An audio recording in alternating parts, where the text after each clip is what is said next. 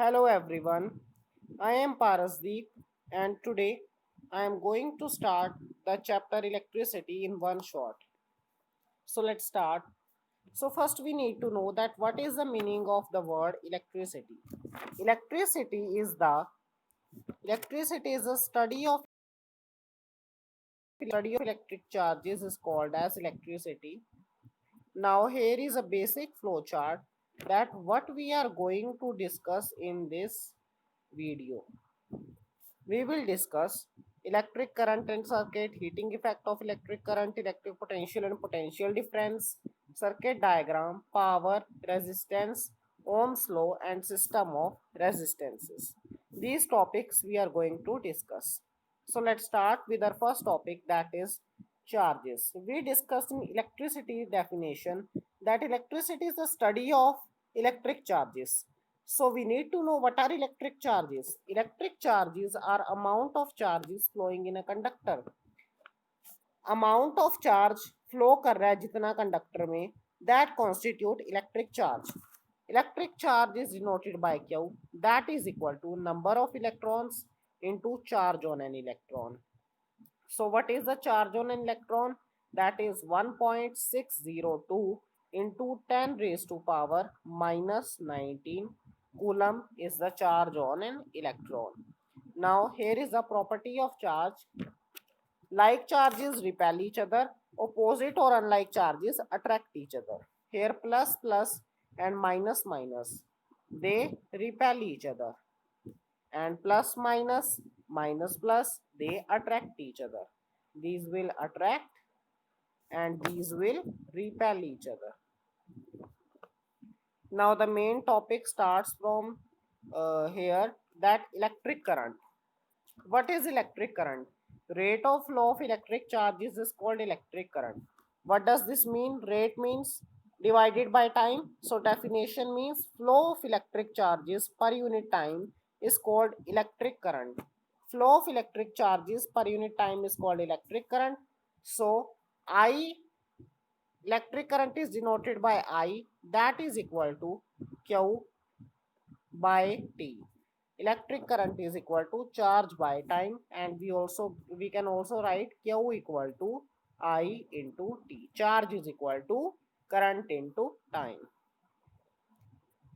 Here is a numerical. A device needs 4 ampere of current to operate. If the device was operated for 10 seconds, find the amount of charge transferred. What is the current? Current is 4 ampere and time is 10 seconds. What we have to find?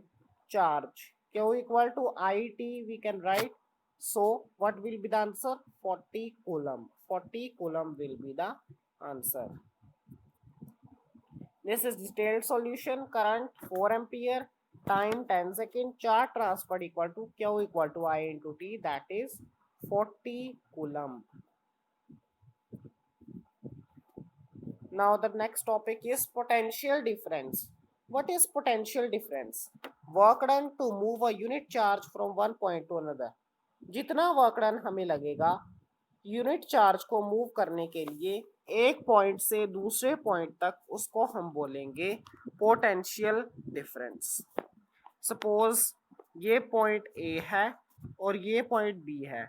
जितना मुझे work done लगेगा, एक charge is represented by Q, तो जितना work done मुझे इस Q charge को ए से बी तक ले जाने में लगेगा, उसको मैं बोलूंगा potential difference.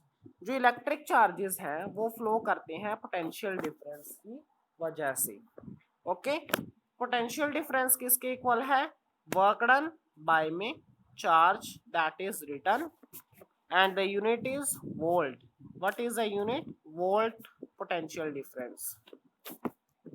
Now our next topic is, here is again a numerical based on the topic potential difference.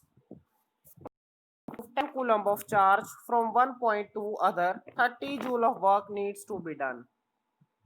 10 coulomb of charge को मूव करने के लिए एक पॉइंट से दूसरे पॉइंट तक हमें 30 जूल ऑफ वर्क करना है. तो हमें पोटेंशियल डिफरेंस निकालना है. हम कैसे निकालेंगे? V equal to W by Q what is W? 30 joule by charge 10 coulomb, that is equal to 3 volt. Okay, this is the answer.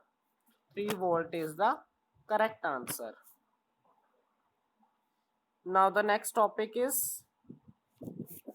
a solution of the question is given here, not the next topic, that is charge equal to 10 coulomb, work done 30 joule. So what will the potential difference, work done by charge, that is equal to 3 volt. So potential difference is also 3 volt. Now our next topic is electric circuit. ऐसा closed path, ऐसा closed loop जिसमें current flow करे, उसको हम बोलेंगे electric circuit. Electric circuit के ये दो एग्जाम्पल दे रखे हैं, एक है एक्चुअल इंस्ट्रूमेंट्स के साथ और एक है सिंबल्स के साथ. हम मेनली ड्रॉ करते हैं सिंबल्स के साथ. Okay, we usually draw this type of electric circuit. Okay, now Ohm's law, very important topic, very important topic, Ohm's law from the board examination point of view. Ohm's law क्या कहता है, जो I है वो directly proportional है V के, means जो current flow कर रहा है एक कंडक्टर से वो पोटेंशियल डिफरेंस के डायरेक्टली प्रोपोर्शनल है. ये हमें Ohm's law बताता है. Now mathematically I is directly proportional to V. हम लिख सकते हैं V directly proportional to I. अब हम इसको रिमूव करेंगे, प्रोपोर्शनैलिटी सिंबल को रिमूव करेंगे इक्वालिटी में, तो ये R आ जाएगा. R क्या है, resistance of given material. R is resistance of given material. Numerical potential difference is 10 volt and the current flowing through the bulb is 10 ampere. What is the resistance given by bulb? हमने पढ़ा V equal to I R, तो यहाँ से formula आ सकता है R equal to V by I. तो what is V? 10 and what is I? That is 10 ampere. So the answer will be 1 ohm. Unit of resistance is ohm, OHM. Ohm is the unit of resistance that is denoted by this symbol, ohm symbol. Okay, this is a detailed solution. Potential difference 10 volt, current 10 ampere, from Ohm's law V equal to IR and R equal to V by I. The answer is 1 ohm. Now what is the meaning of resistance? Resistance means property of conductor to resist the flow of charges to it. Resistance जो current flow कर रहा है उसके रास्ते में एक रुकावट है, ऑब्स्ट्रक्शन है, हर्डल है. प्रॉपर्टी है कंडक्टर की जो फ्लो ऑफ चार्ज को रेजिस्ट करे, हर्डल करे फ्लो ऑफ चार्ज को. ओके, तो उसे हम बोलते हैं resistance. That is called as the resistance. Now factors affecting resistance. Length of conductor is directly proportional to resistance, is directly proportional to length, and resistance is inversely proportional to the area of cross section. Now resistance is directly proportional to length, resistance is inversely proportional to area of cross section. ये दे रखा है हमें, ये दो equation दे रखी हैं, तो हम लिख सकते हैं R is directly proportional to L by, yes we can easily write. So अब ये R is directly proportional to L by A जो आया है, अब हम इसको प्रोपोर्शनैलिटी सिंबल है इसको हम चेंज करेंगे इक्वालिटी के सिंबल में. इक्वालिटी सिंबल में जब चेंज करेंगे तो हम जो कांस्टेंट लगाएंगे वो कांस्टेंट होगा rho. This P like symbol is called rho. L by A. R equal to rho L by A. Rho means resistivity. Now this P is rho, RHO rho, and resistivity means specific natural resistance of material. एक material का जो specific natural resistance होता है उसको हम resistivity बोलते हैं. अब ये बहुत इंपॉर्टेंट टॉपिक है, resistors in series and parallel. इस टॉपिक से जो हमारे न्यूमेरिकल्स आते हैं, series and resistors. Resistors are connected one after other. Resistors are connected one after other. जैसे ये एक हमारा वो है जैसे कि ये हमारा है सर्किट है लाइक दिस, यहाँ पर एक बैटरी है, तो रेजिस्टर्स इसमें कनेक्ट होंगे R1, R2, R3, ऐसे ऐसे रेजिस्टर्स जो हैं वो हमारे कनेक्ट होंगे। This is R1, R2 and R3। तो resistors are connected one after another. Equivalent resistance is sum of individual resistance, मतलब जो टोटल रेजिस्टेंस है वो तीनों के रेजिस्टेंस को सम करने पर आ जाएगा। रेजिस्टर्स हम कितने भी ज्वाइन कर सकते हैं। ओके, करंट जो है वो सेम रहेगा, लेकिन जो वोल्टेज है वो चेंज होती रहेगी। Current will be constant end voltage will not be constant. ये हमें दो पॉइंट्स लर्न करने पड़ेंगे क्योंकि ये बहुत इंपॉर्टेंट है न्यूमेरिकल्स में। अब हम बात करते हैं पैरेलल रेजिस्टर्स की। पैरेलल रेजिस्टर क्या होता है? Ends of resistors are connected together. ऐसे टाइप का होता है parallel resistor. Let me show you this one. Parallel में पैरेलल लाइंस तो हमें पता ही होंगी। Okay, these are connected to a battery और सेल के। ये R1 है, ये R2 है, ये R3 है। जो सीरीज कॉम्बिनेशन में हमारा जो करंट था वो कांस्टेंट था, बट यहाँ पर पैरेलल रेजिस्टर में वोल्टेज कांस्टेंट है, यहाँ पर करंट कांस्टेंट था। यहाँ पर वोल्टेज क्या थी? डिस्ट्रीब्यूटेड। यहाँ पर करंट डिस्ट्रीब्यूटेड होगा। ओके, ये जो इक्वेशन है उनकी, ये फॉर्मूला है हमारा। ये हमें दे रखे हैं I for stands for current and this is R1, R2, R3 and voltage VB is voltage। so total voltage यहाँ पर डिस्ट्रीब्यूट हो जाती है ना सीरीज रेजिस्टर्स में। जो वोल्टेज क्या हो जाती है? डिस्ट्रीब्यूट हो जाती है। तो हम टोटल वोल्टेज लिख सकते हैं VB equal to V1 plus V2 plus V3। We can write V1 plus V2 plus V3। और जो हमारा करंट होगा according to Ohm's law V equal to IR। Okay, so जो ये करंट है वो तो हमारा सेम ही है, तो V हमारा चेंज होता रहता है। तो हमने लिखा V equal to V1 plus V2 plus V3। अब इसके बाद हम V इक्वल टू IR हमने पढ़ा था ओम्स लॉ से, सो हम लिख सकते हैं VS और VT लगा लो। VT equal to IRT plus IR1T IR2T plus IR23। अब यहाँ से IR2 प्लस IR3 है। अब यहाँ से टोटल को अगर हम लें, टोटल को RT लेंगे, टोटल रेजिस्टेंस क्या है? R है हमारा, R के इक्वल है। तो कैसे आएगा total resistance? RT is equal to IR था तो I उनमें से कॉमन आ जाएगा, R1 plus R2 plus R3। और यहाँ पर भी V को हमने IR के ही इक्वल पुट करना है और यहाँ पर भी V की वैल्यू IR। तो ये I से ये I कैंसल और RT equal to R1 plus R2 plus R3। I am going to repeat this again. क्या है इसमें? सीरीज रेजिस्टर्स में वोल्टेज क्या होगी? V1 plus V2 plus V3, ये वोल्टेज रहेगी।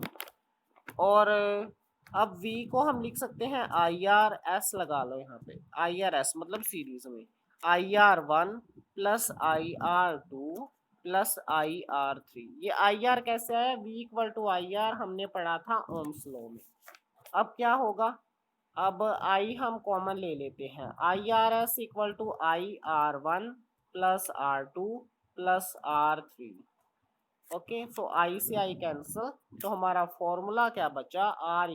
RS equal to R1 plus R2 plus R3। Okay, अब बात करते हैं पैरेलल रेजिस्टर्स की। पैरेलल रेजिस्टर्स में ये हमारा डायग्राम दे रखा है हमें। तो यहाँ पर जो हमारी वोल्टेज है, वोल्टेज सेम रहती है, तो हम यहाँ पर करंट को लिखेंगे I equal to I1 plus I2 plus I3, ठीक है ना।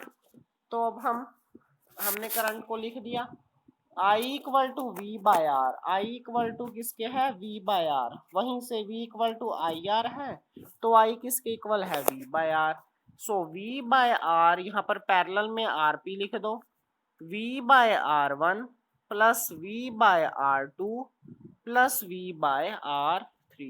अब यहाँ से हम V कॉमन ले लेंगे, V by RP equal to V 1 by R1 plus 1 by R2 plus 1 by R3।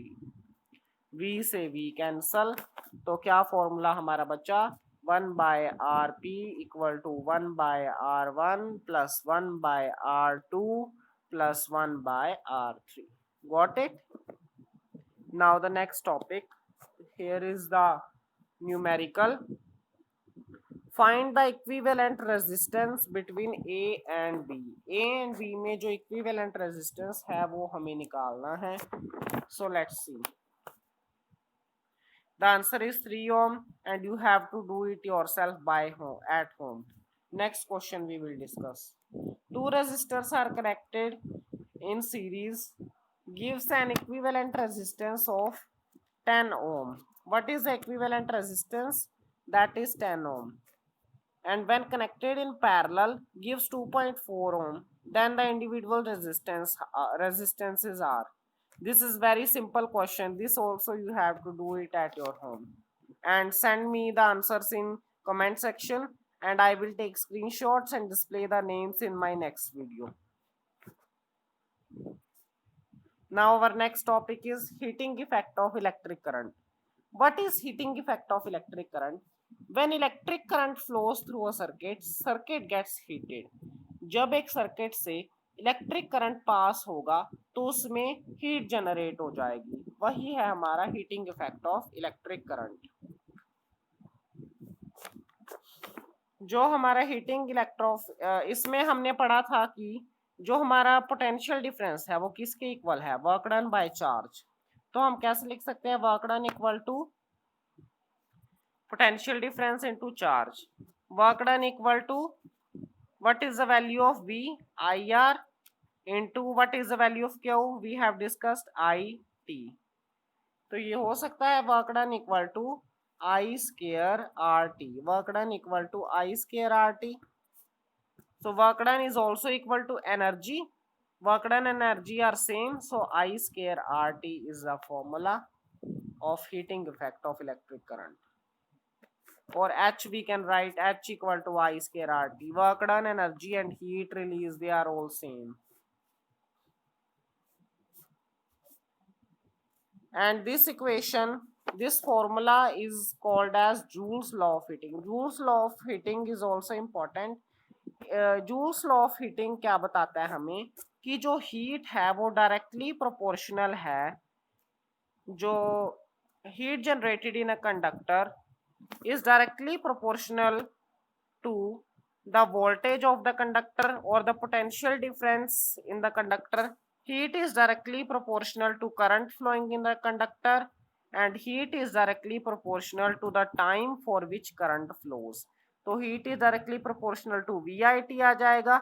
उसके बाद क्या आ जाएगा हमारा आंसर I square RT. इसमें कोई प्रोपोर्शनैलिटी सिंबल नहीं लगेगा. प्रोपोर्शनैलिटी सिंबल अपने आप इक्वालिटी सिंबल में चेंज हो जाएगा.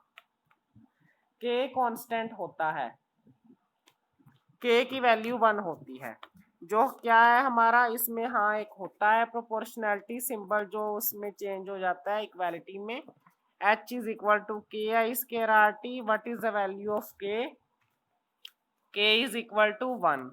What is the value of K? Equal to 1. तो अगर हम 1 से किसी चीज को मल्टीप्लाई करेंगे तो क्या आंसर आएगा, 1 ही आएगा ना.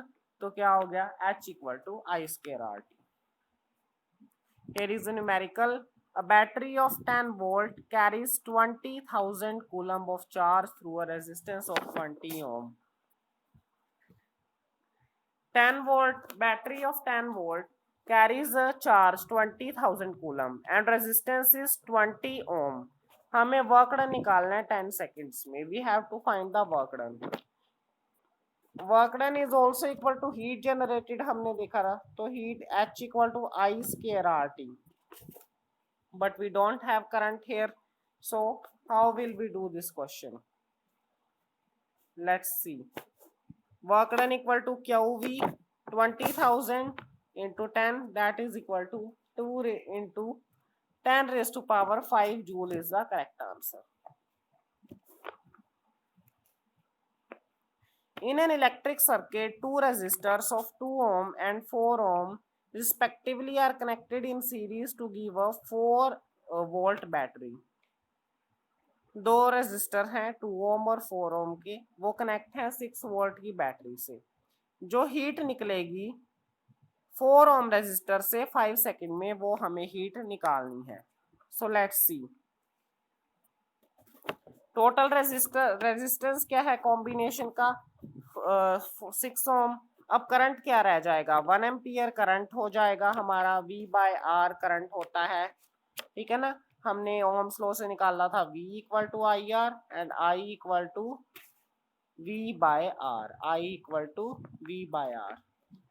सो हीट क्या होगी? I square R T and we will put the values. We will get the answer 20.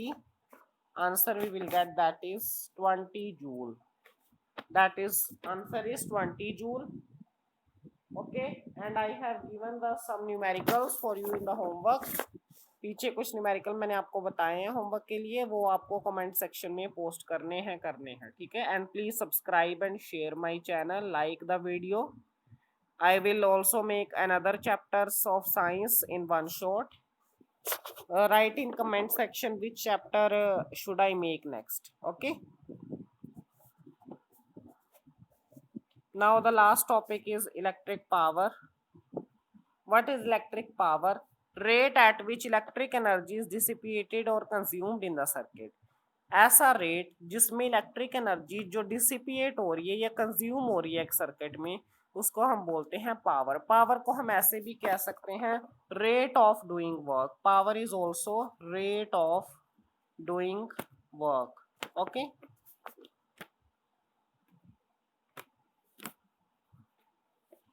अब electric power, power equal to heat by time, और we can write work done per unit time. बोल सकते rate of doing work मतलब work done by time. So work done किसके इक्वल है? Work done तो heat के इक्वल है. तो H बाय टी. H की वैल्यू हमने निकाली थी पहले, वी आई टी मतलब V की वैल्यू आई आर पुट करी थी, तो हम simple V I T by T लिख सकते हैं. तो पावर क्या आ गई थी हमारी? पावर अब क्या आ जाएगी? V I. Let me explain you again कि जो हमारा पावर है वो होता है वर्क डन बाय टाइम के इक्वल. वर्क डन को हमने हीट के इक्वल पुट किया था पीछे, तो हम लिख सकते हैं power equal to heat by time. Okay, तो जो H हमने निकाला था पीछे वो था वी आई टी या आई स्केयर आर टी. तो हम वी आई टी को ले रहे हैं. V I T by T अगर हम करेंगे, टी से टी कैंसल हो जाएगा. ओके, तो हमारे पास पावर आ जाएगी वी आई. पावर की और भी फॉर्मूले बन सकते हैं, I square R, V square by R. Okay, I square R कैसे बन सकता है? V I T, V I तो है, V I T by T तो है ही है. टी से T cancel, V equal to I R और साथ में आई भी है, तो हम लिख सकते हैं आई स्केयर आर. ओके, वैसे ही वी स्केयर बाय आर हो सकता है. If R1 and R2 be the resistance of filament of 40 volt and 60 volt respectively operating 220 volt, then तो क्या होगा? अभी हमने पढ़ा था जो पावर होती है एक ना वो होती है इनवर्सली प्रोपोर्शनल वोल्टेज के. Power is inversely proportional to voltage. Means तो ज्यादा पावर किस में होगी? तो R1 ग्रेटर होगा या R2 में पावर ग्रेटर होगी? What will be the which resistors will be having the more power? So 40 volt R1 is A option is the correct answer, I think. Yes, A option is the correct answer. And I'm going to show you detailed solution using power P square V, P equal to V square by R or R equal to V square by P. Same voltage potential difference का क्या है, inversely proportional है, तो R1 ज्यादा होगी R2 से. Okay, now the topic is electrical energy. One more topic, electrical energy equal to power into time. So अगर हमसे पूछ ले what is electrical energy, product of power and time we can write as electrical energy. Cost of electricity consumed, अब एक हमारा unit होता है electrical energy का, वो होता है किलोवाट आवर, जिसमें हमारे इलेक्ट्रिसिटी बिल के वो होते हैं यूनिट्स जो होते हैं वो किलोवाट आवर में मेजर किए जाते हैं. ओके, कॉस्ट ऑफ इलेक्ट्रिसिटी पर kilowatt hour into energy consume, तो हमारा कॉस्ट ऑफ इलेक्ट्रिसिटी कंज्यूम्ड आ जाएगी. An electric bulb draws a current of 0.8 ampere and works on this time 250 volt. If the electric distribution company charge 5 for 6 kilowatt hour, what is the monthly bill for 60 days? Power of electrical bulb is given by P equal to V into I. Power निकाल लेंगे हम, ठीक है ना. So power आ जाएगी हमारी 200 what, that is 2 kilowatt. Okay, अब total energy consumption कैसे, एनर्जी किसके इक्वल होती है, पावर इनटू टाइम.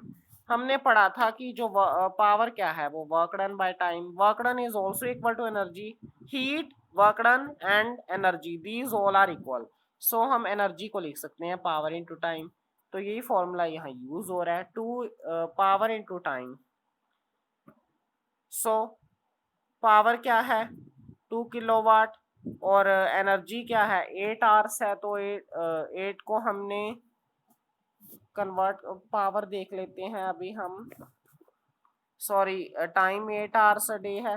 अब 60 से मल्टीप्लाई करेंगे तो हमारे यूनिट्स आ जाएंगे 96 किलोवाट आवर. अब हमें कॉस्ट निकालेंगे तो कॉस्ट निकल जाएगी हमारी ₹80.